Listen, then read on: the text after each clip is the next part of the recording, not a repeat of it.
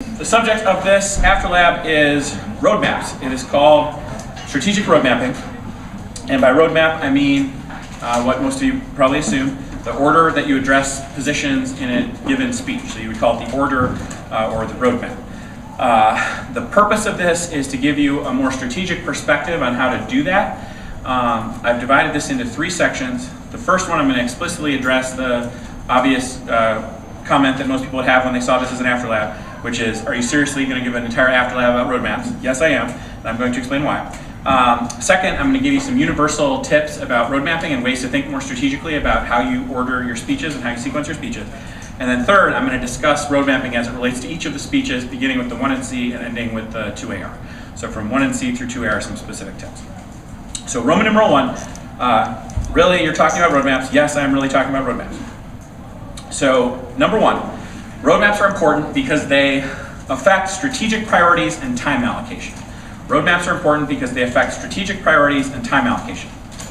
Most people in debate think very little about roadmaps, even very advanced students. I think about roadmaps a lot, almost obsessively, and I think you should too, because the kind of thinking that is required when you think about roadmaps is the kind of thinking that separates great debaters from just average or mediocre or even good debaters. It is strategic thinking. Number 2, thinking about road mapping requires thinking about strategy. Thinking about road mapping requires thinking about strategy. Thinking about strategy is essential to winning debates. Therefore, in my opinion, thinking about road mapping can help you think more strategically about debate in general. The title of this lecture, as I said, is Strategic Road Mapping, and I've chosen that title for a reason. It's just as much about the strategy of debate as it is about the roadmap itself. It's more about what the roadmap does to change the strategy of the debate. Number 3, the only rule for road mapping is choose the roadmap that maximizes your chances of delivering a successful speech. The only rule for road mapping is choose the roadmap that maximizes your chances of delivering a successful speech.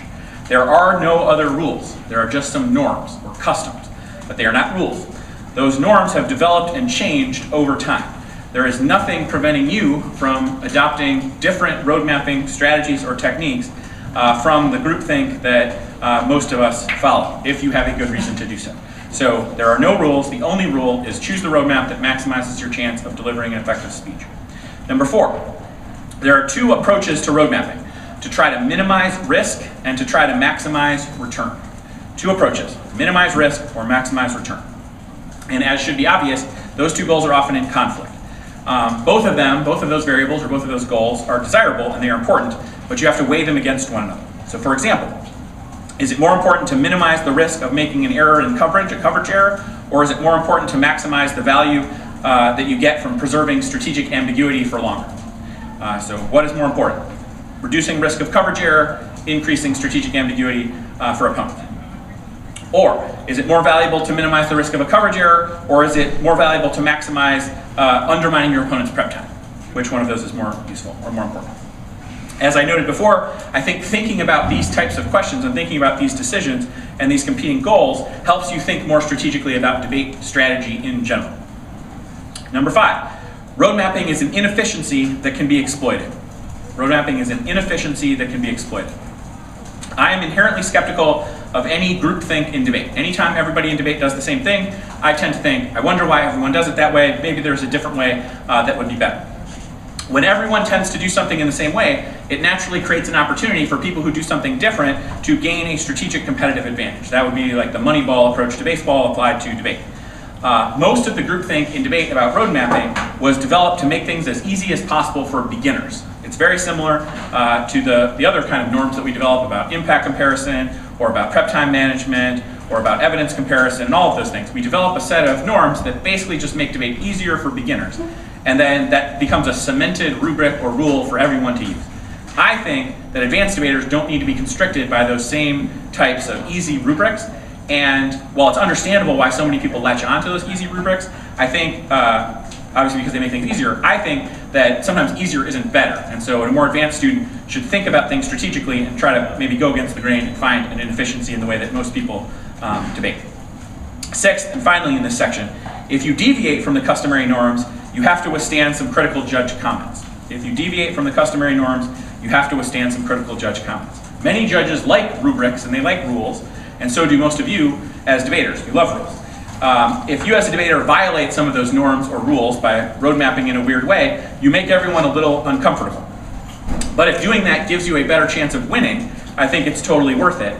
And the thing that I always try to remind students is that every prominent debate norm or practice at one time was weird, and then someone started doing it, and then everyone started doing it because it was a better way to do things. So if you think that you have a smarter approach to something, try it and just embrace the weirdness. Don't think that because it is weird, it must be bad. Roman numeral 2, universal road mapping strategy. Universal road mapping strategy. Number 1, preparing the roadmap is an essential part of preparing the speech. Preparing the roadmap is an essential part of preparing the speech. It should almost always be determined collaboratively with input from both partners on a team. The speaker, the person who's giving the speech, should also explicitly decide and write down the amount of time they are going to spend on each position in that speech. And I mean literally write that down on a piece of paper or type that down in a document. But both partners should then have in front of them an actual list of how long is going to be spent on each component of the debate, each position in the debate.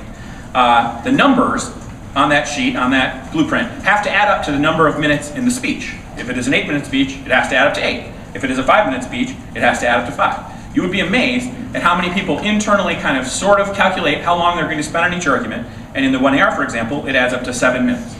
You don't have 7 minutes in the 1AR, you have 5 minutes. And so part of your preparation is figuring out the roadmap and figuring out precisely how much time you plan to spend on each position in the debate. And the speaker and the speaker's partner, the person that's sitting there flowing, have to have that blueprint in front of them throughout the speech. Number 2, the roadmap affects 3 constituencies: yourself, your opponents, and the judge. The roadmap affects 3 constituencies: yourself, your opponents, and the judge. It requires a balancing act between those 3 affected parties. The most important constituency is yourself. As I said earlier, the roadmap's design fundamentally should aim to maximize your chances of delivering a successful speech. But the roadmap also has important implications for your opponents.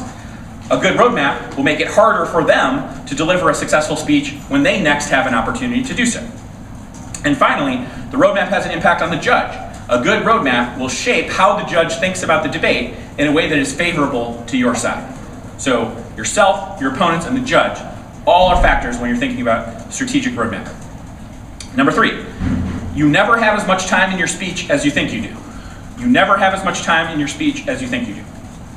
When a speech begins, it feels like you have all the time in the world to say everything you had planned on saying.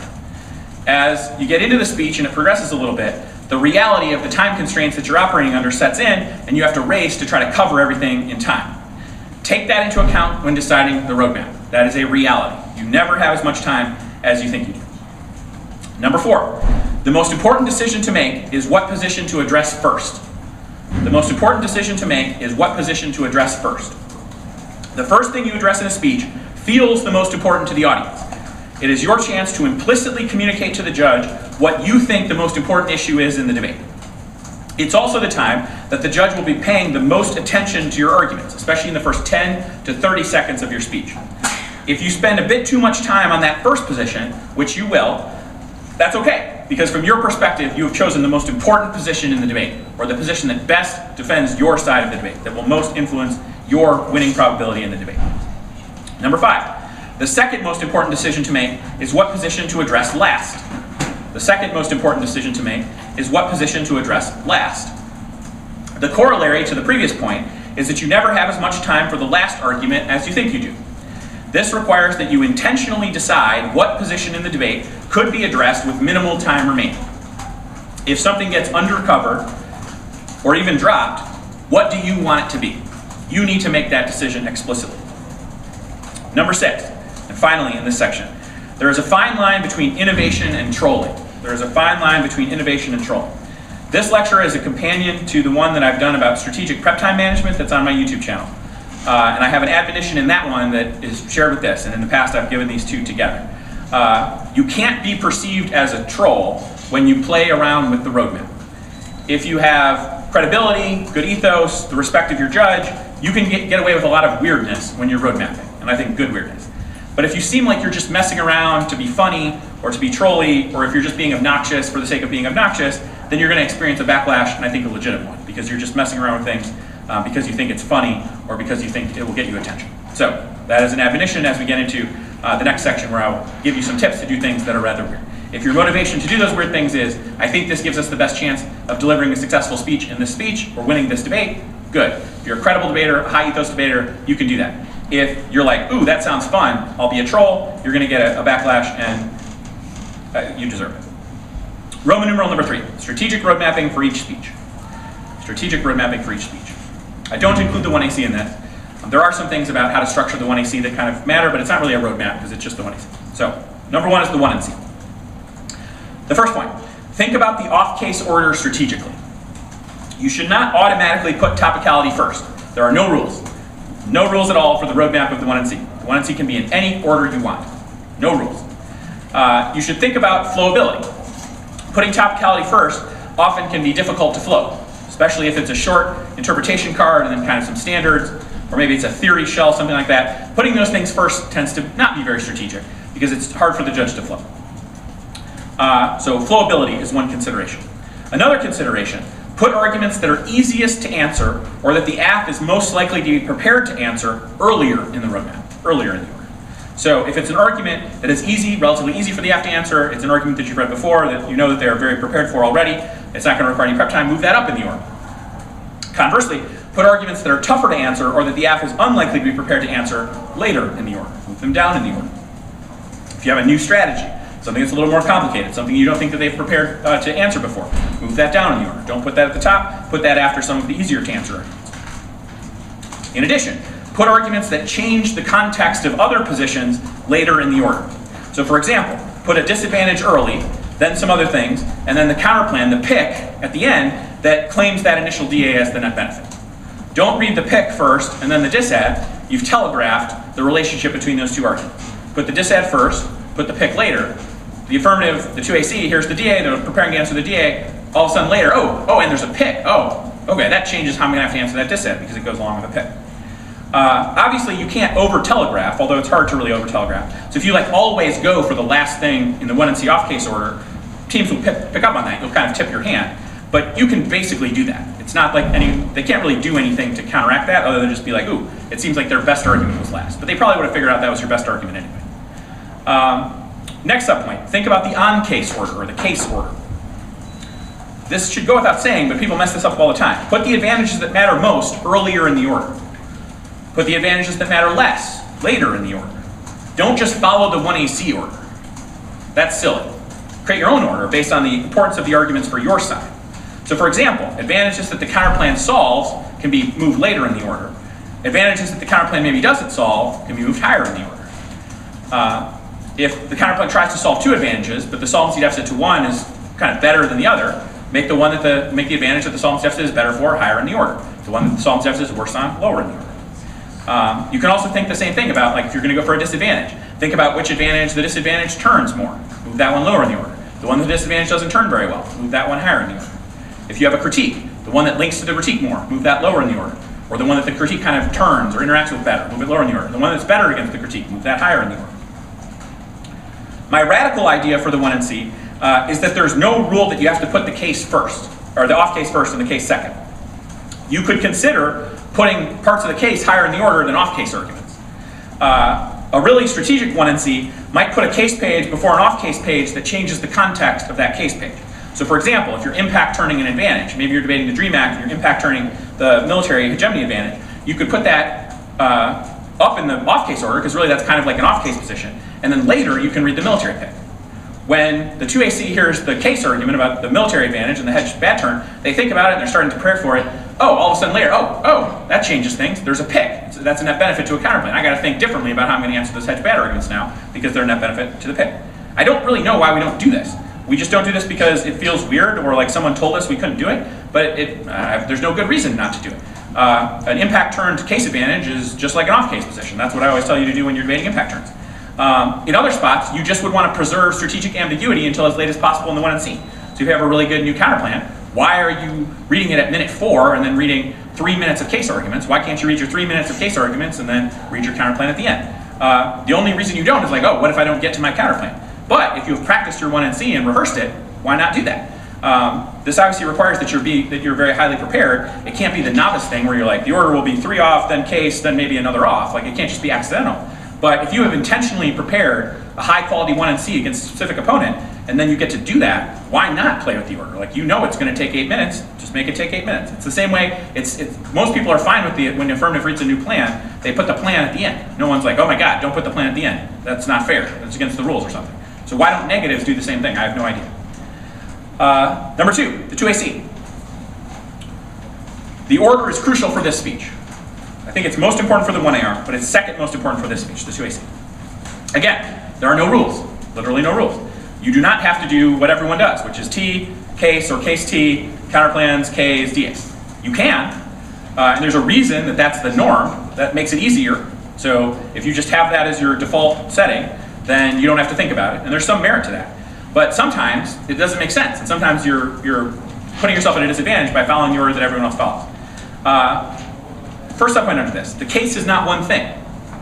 I believe Carly talked about this in our lab last night, but each case page is its own thing. The case is not connected together. There is no case and off case. Like, you don't just group the off case argument in the order, although sometimes you do, and you don't just group the case argument in the order, although you do. But there's no rule about that. Each position is its own thing. So split up the case almost always in the 2AC, I think. The reason that that's important is that in order to win an AF debate, you have to win one good advantage.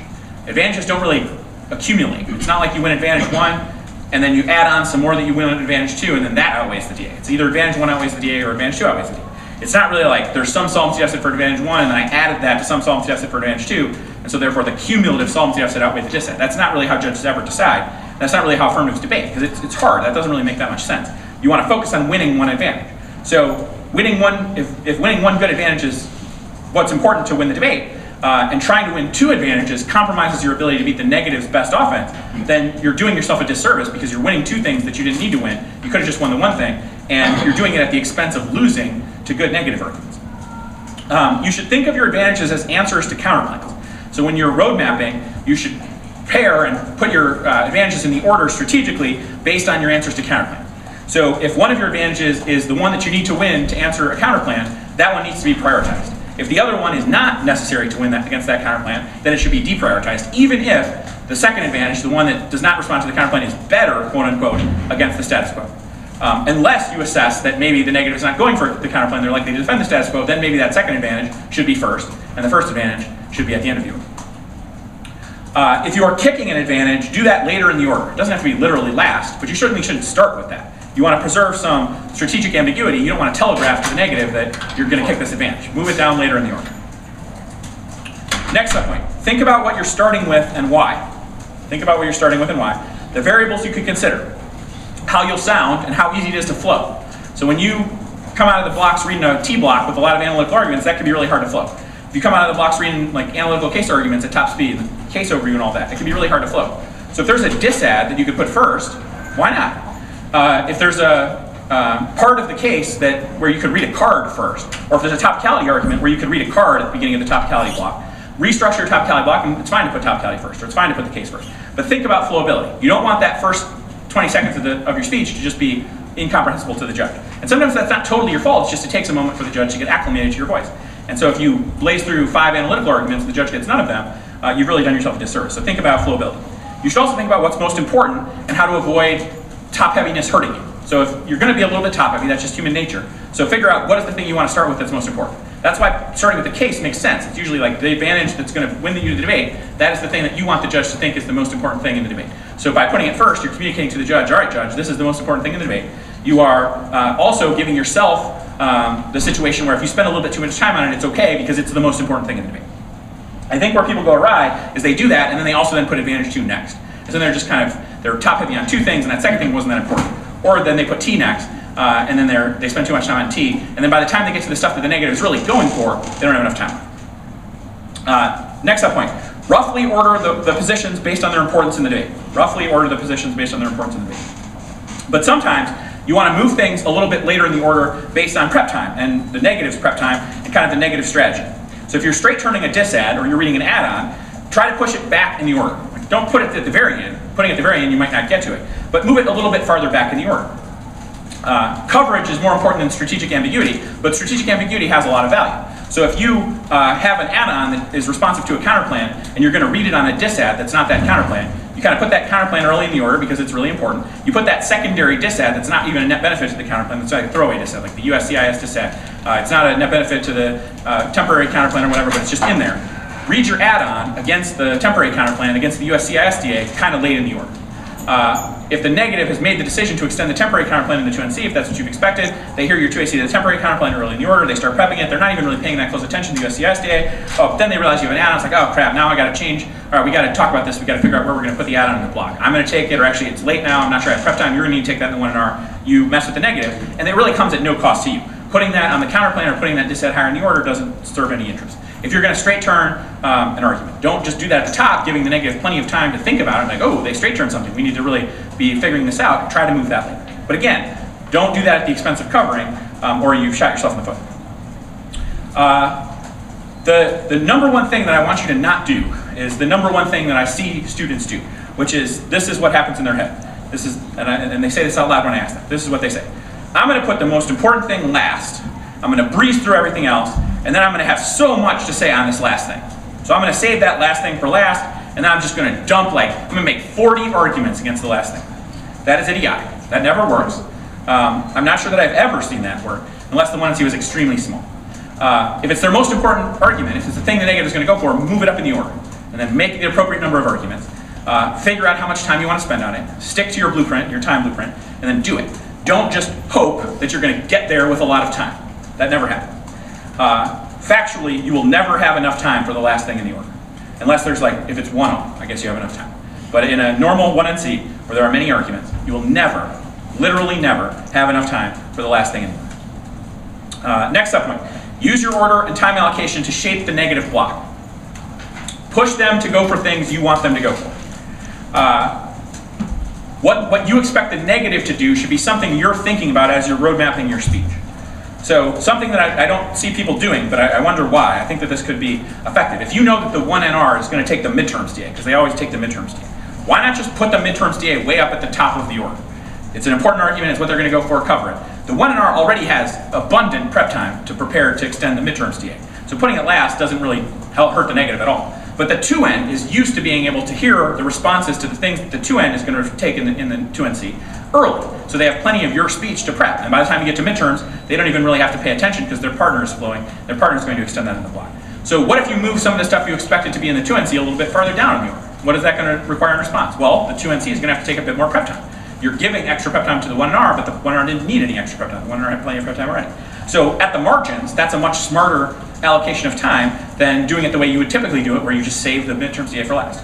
If the midterm CA is the signature negative offense, also, why are you saving it for last? You're never going to have enough time to answer it. Move it up in the order. What if you think the 2N always extends T for a little bit at the beginning of the 2NC? And that's just what they always do. You always then answer T first in the 2AC. If you know exactly how long your T block is going to be, and you are good at budgeting your 2AC time, why not move that further down in the order? Maybe the 2NC will be like, oh God, this is frustrating, I don't have enough time to prep this. Or if they do have to prep it, it's annoying. You've annoyed the negative. You've made them think about something different. They're used to T always being first. They can kind of quickly pull their blocks. They can do the case. Then you give them some prep time while you're answering the off case that the 1N is taking. If you don't do that, you've messed with the 2NC.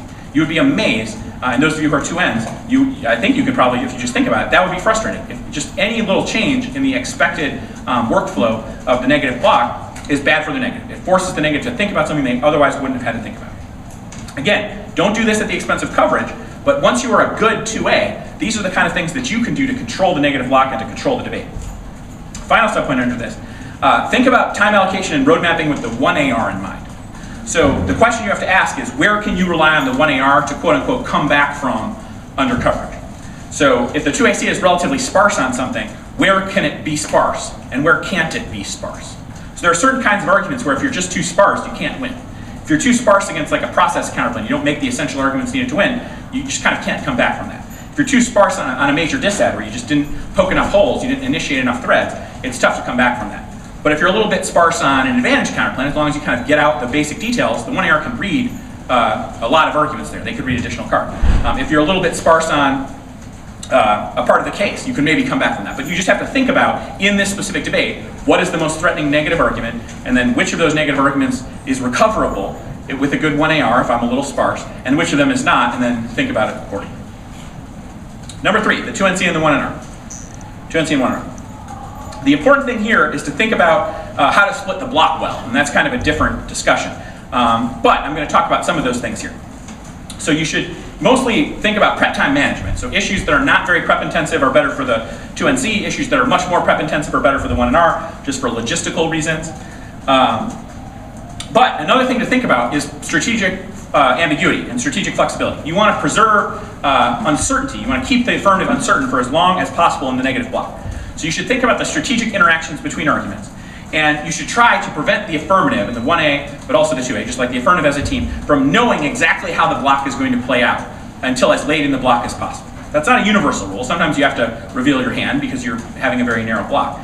But for example, if the negative in the 2NC is extending a counterplan, and the 1NR has a couple of options that could be the net benefit to that DA, there's no reason to let the affirmative know which DA will be extended until the 1NR. So if the 2NC has to make a links to disadd argument, just kind of briefly say the links to disadd for both arguments.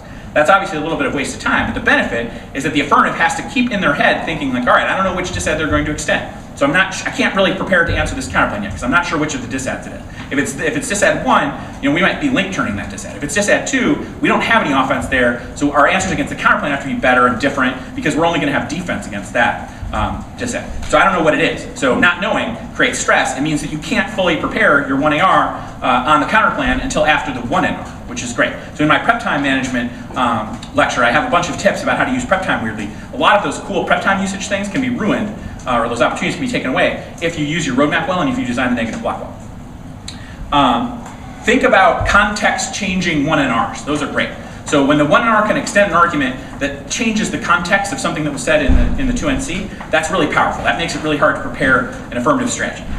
It's especially powerful if it basically moots the 2AC's cross-X of the 2NC. So if the 2AC cross-X the 2NC with some understanding of how the debate is playing out in their head, but that's wrong because the 1NR has changed the context, so the 1NR has initiated an impact turn to something, or the 1NR has read a new module to something, or the 1NR has kind of unexpectedly chosen to extend something, or they've included a second thing or something like that. They've done something that changes the context, and I can think of many, many different things that can change the context. That's extremely powerful for the negative because it deprives the affirmative of their most important cross-X, that cross-X that kind of starts to pick apart the 2NC's arguments and probably the 2NR's arguments. It starts to tease out how the affirmative is ultimately going to win the debate, and it makes it really hard to prepare strategically to give a 1AR that advances the affirmative position in the debate. The next subpoint. Kick things late in the 2NC or in the 1NR, not at the beginning of the 2NC. This is one of my, people say this is a weird idea. I don't understand this. I find it ridiculous that everyone doesn't do this. Delaying kickouts has two purposes. It preserves strategic ambiguity. So like I said, the 1AR doesn't know the big picture of the debate until as late as possible. And it makes a strong connection because your offense, your arguments you are going for are discussed first. There's nothing weirder than when the 2NC, so this is the big important part of the negative debate. This is like their structural advantage. They're going to talk to me for 13 minutes and try to convince me of their arguments. And they start with, we made a bad argument, we're not going to extend that one. We made another bad argument, we're not going to extend that one. We apologize for the bad arguments that we have made. So here's a theory block. Also, it was okay that we introduced a bunch of bad arguments and kicked them. Here's our conditionality block. Okay, now, finally, if you're still paying attention, I have some good arguments. I hope you're still paying attention. I just don't understand that. That doesn't make any sense. Great negative blocks keep the AF with some degree of uncertainty for most of the negative blocks. And this isn't like the affirmative has no idea what's going on. It's just that the affirmative doesn't have the certainty they need to make confident strategic decisions. They have to hedge their bets a little bit. They have to account for the possibility that the negative is going to say something that's going to complicate the decision they want to make. And so they can tentatively make decisions, but they can't completely make decisions. The 1AR has to keep thinking about the 2NC throughout the 13-minute negative block plus the 3 minutes, so for 16 minutes. And so then they have to use more prep time after the 1AR, or they have to make a rushed decision that hasn't been thought through as much. Great negative blocks do that. If the 1NR is time pressured, it's of course reasonable for the 2NC to kick out of things, and I wouldn't want to waste the 1NR on kickouts. But those kickouts should be at the end of the 2NC, or near, middle end of the 2NC. It doesn't have to be the very last thing. It shouldn't be early. Some people, when I suggest this, they say, well, you should just get the kickouts out of the way in case you forget.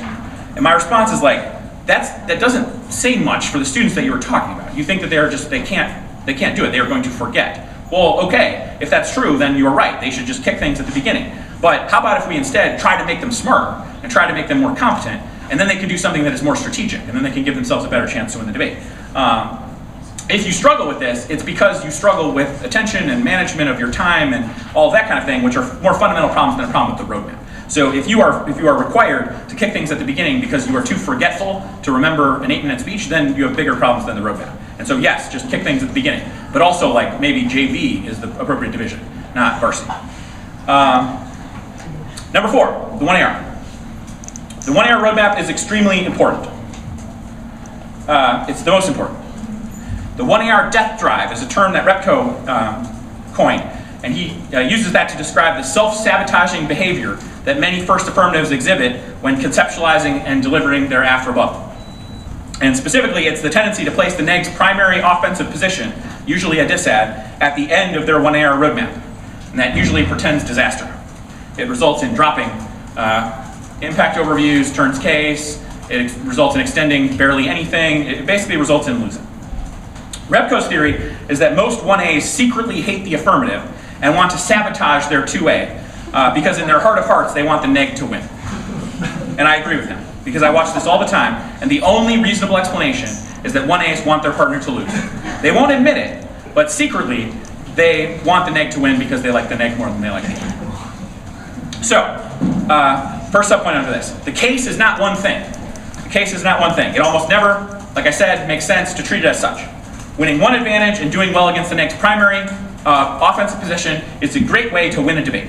Winning 2 advantages and doing poorly against the neg's primary advantage or primary disadvantage offensive argument is a terrible way to win a debate. That's a good way for the negative to win a debate. Because of the time pressure of the 1AR, 5-minute stance or 13, it's rarely possible to win 2 good advantages and beat the negative's best offensive argument. So, next up one. Think about what you put first and why. There's no rule that it has to be the case or T. For example, if the midterms DA is the best argument for the negative, and their only hope of winning the debate is to win the midterms DA and that it turns the case, put it first. Blow people's minds. Answer the midterms DA. Decide how much time it will take to answer the midterms DA. It will take 1 minute 45 seconds. The first 1 minute 45 seconds of the speech, you will defeat the midterms DA. Then you will go to your main advantage. You will win your advantage. And however many 1 minute and 25 seconds or whatever you've decided is the amount of time to win that advantage. Then answer the topicality argument, or the negative's counterplan, or the secondary strategy, or whatever, and then finally get to the second advantage if you have time. Here's a hypothetical. Dream Act AF, 2NC extends T admission, the DACA counterplan / benefits DA on one page, then they go to the economy advantage, defensive arguments, military advantage, defensive arguments, and then the 1NR is the midterms DA. What you all would do, economy advantage, military advantage, T admission, DACA counterplan / benefits DA, midterms DA. What that means is you get to the counterplan with probably not quite enough time, the benefits DA, and you get to the midterms DA with really not enough time. And so what that really means is the neg wins. What you should do instead, the economy advantage. Maybe T, depends on if T is credible or not, the DACA counterplan / benefits DA, or midterms, whichever is most important, then the military advantage. Or if the military advantage is better than the econ advantage against the counterplan or against the midterms DA, flip the advantage, or it doesn't matter. But the point is, advantage 1, win. Advantage 2, if you get to it, great, it's a benefit, but you don't need it. If you do need 2 advantages to win, something has gone terribly wrong. Because the first advantage you've chosen is apparently then it's not capable of beating both a disad and a counterplan. So then that requires a change in AF strategy. If you have to win 2 advantages to beat 1 negative block, then you have a bad AF. If you did it that way, what that would mean is if you don't get to advantage 2, it's no big deal, but you've covered the DA well. And you should move the midterms DA out if the negative is more likely to go for the midterms DA than the DACA counterplan and the benefits DA. In my opinion, undercovering the DACA counterplan and the benefits DA is much better for the affirmative because that is a much worse strategy than the midterms DA. Even though the midterms DA has a lot of problems, in order to win against the midterms DA, the AF has to point out those problems. And if the AF does not have time to point out those problems, the AF will lose and the neg will win. That's just how it works. If you're kicking an advantage on purpose, also put it late in the order or last. If there's something where you actually had to kick something instead of just saying not going for it, then maybe move it up slightly. But if all you have to say is not going for it, then just put it last. And if you forget to say not going for it, it doesn't make any difference. If there's offense on an advantage, obviously it's not as optional. And that's why the neg putting offense on advantages is so powerful in the negative block, because it messes with the affirmative. It forces them to debate both of their case advantages, or all 3 or whatever, however many they have. And that's something the affirmative doesn't want to have to do because it makes it hard to cover in the 1AR. It can also convince the affirmative to prioritize the case, to spend too much time on the case, which is just a recipe for inviting them to do the 1AR death drive thing. Next subpoint. Think about how the 1AR's roadmap and time allocation can push the 2NR to decide to go for what the AF wants them to go for. So how can you make the 2NR's decision for them?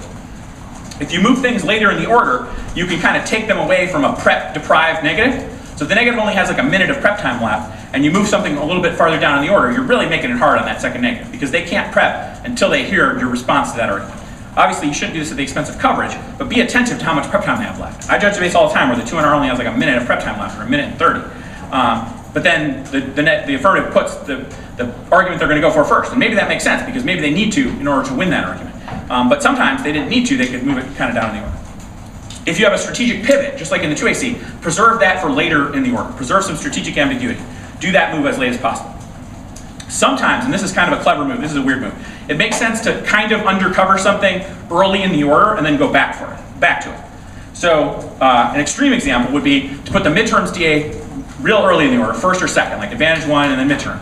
And you extend your midterms arguments, but you don't really read any additional cards on the important argument you're going for. And then you finish the rest of the off-case arguments. But you know all along you're planning to go back to midterms with about 45 seconds left. So when you get 40 seconds, you say, okay, now back to the midterms DA on the link turn, and then you read 45 seconds worth of cards. The benefit of that is that the 2NR has listened to you talk about the midterms DA, and they've thought, ooh, I mean, that was adequate, but I think we can win. They didn't read any additional cards on the important argument or whatever. And so, all right, we're going for it, right? All right, partner, we're going for it. I'm prepping the midterms DA. I'm not really going to pay attention to the rest of the stuff. Or like, you pay attention, but I'm going to just kind of zone out and start prepping the midterms DA.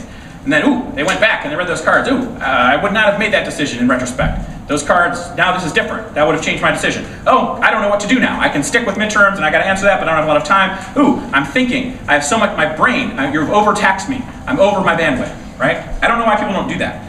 Obviously, it's a little bit weird or awkward if you go back, but people go back to things all the time. And if I can tell that you went back to something on purpose, I'm not going to be mad at you. That's just kind of strategic. It's not like bad sportsmanship. There's no rule against when you can talk about things. Otherwise, the rule should be that the affirmative should not be allowed to automatically lose the debate by putting the dissent last. That should be against the rule. But there is no rule. So putting some arguments against something earlier. I've seen some people do this effectively on topicality, where they kind of extend, they answer topicality early, they don't read additional cards, especially teams that have non-topical AFs. And then, not like trying to be non-topical, but trying to be topical, but not really kind of T is the negatives argument. So you answer T, you do a good enough job, but then you go to other arguments, and then you go back to T and you read like 5 cards. That can be really hard for the negative to address, because the negative might have made that decision early. Ooh, I'm going to go for T. All right, I'm going to start prepping it. Oh, now you have to either undo that decision, which is tough, or you've like kind of done some prep that didn't assume these new cards. You got to read those cards. They were late in the order. That's a brilliant maneuver. I don't know why teams that have to debate topicality are having to do that. If you just do this a couple times, you can also develop the reputation that the negative can't feel comfortable with this 1AR. This 1AR is a wild card. This 1AR is really going to push us around. We have to be really on top of our game at all times. We have to be nervous and anxious and really locked in, because anything could be happening in this 1AR. The roadmap did not tell us anything. The roadmap gave us a hint about what's to come, but we don't know enough. We have to be really attentive. Just making the negative think like that is an incredibly powerful thing. Number 5, the 2NR. Offense first, with a Nexus framing issue that provides the ballot, every time, always. That's when the judge is paying the most attention. It's not when you should be kicking out of something. Again, the judge has your attention, you're giving me the negatives case, and you're like, we made some bad arguments, we're not going for those bad arguments anymore, we apologize for the bad arguments we've gone for. Now, you have some good arguments if you're still paying attention. Don't do that. Your offense is your signature offensive position, your disad, your critique. It could be a counter plan with an internal net benefit. Sometimes it's okay to start with a counter plan, but in general, like 99% of the time, that's maybe extreme, 90 to 95% of the time, I think you should start with your DA and then go to your counter plan. When you start with your counter plan, you're communicating to the judge that the most important argument in the debate is counter plan solves case, but that's a defensive argument. If you start with your DA, you're communicating to the judge that plan is worse than counter plan is the best argument in the debate. That is offense. And that changes the way the judge thinks about the debate. So if the DA is the more important issue and the counter plan solves most of the case, the judge votes nay. If the counter plan is the most important issue and the AF wins a small solvency deficit, the judge votes AF. But in both of those, the judge assessed the exact same solvency deficit. But in one, the disad felt most important, and so the judge voted nay. In the other, the counter plan felt most important, and so the judge voted AF. Because the counter plan is fundamentally a defensive argument. So that's a great example of how your roadmap can change the way the judge thinks about the debate. It also can change how you think about the debate. So even if you're only going to spend 1 minute on the DA and then 3 minutes on the counter plan, putting the DA first and telling the story about how the DA proves that the counter plan is better than the plan, that changes the way the judge assesses the counter plan and the DA. Starting with, the DA doesn't matter because we just solved the whole case. If you lose any solvency deficit, yeah, now it seems like you've lost, even though the judge assessed the same percentage solvency of the counterclaim. Next subpoint, kick things after you go for your offense, and ideally even after you go for your defense, but in the middle is fine. If it's a purely procedural kick out, like there's no offense, it's nothing, it's just like not going for it, concede perm or something like that, you only need about 10 seconds to do that, and so you can do that at the end. If it requires some finesse, like you have to get out of offense, you have to be careful, there's cross-application potential, then obviously move it higher up the order, but still after your offense. Either way, you have to decide in advance precisely how much time you want to dedicate to your kickouts, and then just stick with that plan. The response I get to this is like, what if I forget to kick out of something? My response is just don't forget to kick out of something. That's like, what if I forgot to extend my DA? Well, don't forget to extend your DA. I think that's kind of a silly objection. If you're really likely to just entirely forget about something, then practice not forgetting about it, because it's much more strategic to kick out of things later and to begin by framing the debate and keeping the judge's attention. The judge definitely starts tuning you out when you start kicking out of things. Next subpoint, what about conditionality? In almost every 2NR, I think you should put conditionality after the argument that you're going for. So if you're going for like the DA and the counterplan, do the DA, then do the counterplan with conditionality. Or if you're going for the critique, do the critique, and then do conditionality. You should budget a certain amount of time for conditionality, like explicitly how many seconds you're going to spend, 45 seconds or 40 seconds or 1 minute or whatever is required. And you should practice and time your block so that you can do it reliably in that amount of time. I think this has two benefits. Number one is it prevents death by conditionality overkill, which is the most useful purpose of conditionality in 2018. The 1AR extends it, and the 2NR spends too much time on it, and so the 2NR can't win their actual strategy. There's a natural tendency to be long-winded at the beginning, so if you start with conditionality, you're like, all right, judge, to summarize the negative case, we get to be conditional. Blah, blah, blah, blah, blah. We get to. Conditionality is fine. It's really fine, I promise. Nothing that we did in this debate is not fair. Also, it's fine. It's totally fine. Believe me, it's fine. And they like, yes, it's totally fine. Okay, if you're still listening, I have a reason to vote negative. Would you like to hear it? It's like, no, just start with the reason to vote negative and then answer conditionality. Number two, it minimizes the amount of 2AR prep time on conditionality. So it deters the app from even going for conditionality. So if it's a little later in the order and the 2AR doesn't have the privilege of just listening to conditionality and then prepping it for the rest of your speech, sometimes, in edge cases, that deters them from even going from conditionality. Obviously, this requires that you be disciplined in your 2NR. But that's good, and that's a good skill to practice. You have to be disciplined in your 2NR as sort of a meta important skill for the 2NR at all. Like you have to be disciplined in how long you spend on the DA, how long you spend on the counterplan, how long you spend on the case. And so if you're just like, I am undisciplined in my 2NR, therefore I cannot do disciplined things in my 2NR, fix that. Don't think that your roadmap will prevent that problem. And if you think this roadmap will result in you forgetting conditionality, then again, you have much more serious concerns. Because if you're going to forget conditionality, why are you not forgetting your disad or forgetting the case or whatever? It's just strange that you would forget something. Don't forget it. Just practice not forgetting it, and then this isn't a problem. Number 6, the 2AR. I don't have very much here because I have an entire lecture about the 2AR on my YouTube channel. But again, offense first, Nexus framing issue, AF ballot, start with offense. Don't kick out of things at the beginning. If you're kicking something, do it after. But signature offense, which is usually your case, then their offense, then kickouts or other things. So advantage 1, and then the midterms DA. Advantage 1, and then the counterplan and the midterms DA, or the midterms DA and the counterplan. Whatever makes the most sense to kind of strategically build your affirmative ballot. So I think in each of these speeches, a more strategic roadmap can give you a better chance of winning the debate. Some of this stuff is obviously weird, but if you play around with it and if you think strategically about it, even if you don't make dramatic changes in how you signpost or how you roadmap, thinking through this process, I think will help you think more strategically about debate, and that offers benefits even independent of the roadmap. It just kind of helps you think about how to win debates better. Okay? All right.